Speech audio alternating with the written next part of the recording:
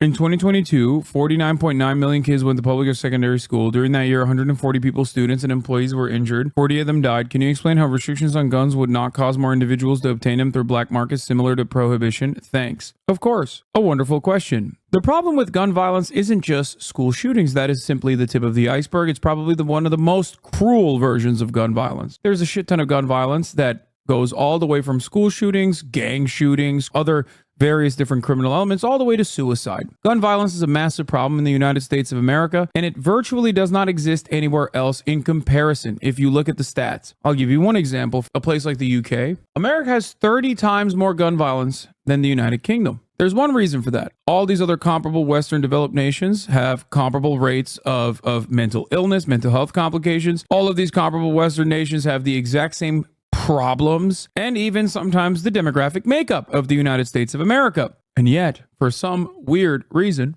the United States of America is above and beyond. They stab people there. America is worse on knife crime than the UK as well. So you're wrong on that front too. America is a uniquely violent nation in general. Don't know why people say, what about knife violence then? Because even the knife violence in the United States of America is significantly worse, even though a knife is obviously nowhere near as devastating of a lethal weapon as a gun is, specifically an AR-15, specifically any sort of gun that could be designated as an assault rifle or an assault weapon. They're very low recoil. It's easier to shoot than an actual pistol.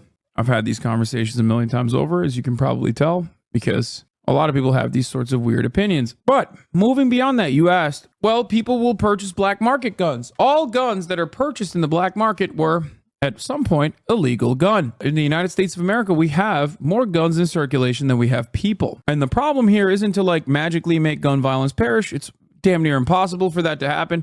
Problem with guns is, and a chatter correctly pointed this out, guns are a force multiplier, and there's a lot of guns out there, so our goal should be, as a civilized, developed society, to try to restrict the amount of guns that are in circulation and also make it far, far more difficult to purchase new weapons, new firearms. So the idea that criminals will always find a way, they'll go to the black market, that's not necessarily a good argument. One, because, these guns that would be sold in the black market would still be, at a certain point, legal guns that were in circulation. And secondly, the entire purpose is to make it as hard as possible. I'm not simply stating that once you make guns really hard to get, that no one will be able to acquire them. I'm not saying that at all. What I'm simply stating is that the goal should be to make it as difficult as possible. Like security theater, you put a camera around your house. That doesn't really matter at the end of the day. That's not going to stop a criminal. It's making it harder for a criminal to do crimes in your house because they're like, well, that's one hurdle that I need to overcome. So you got to be really invested. So the point is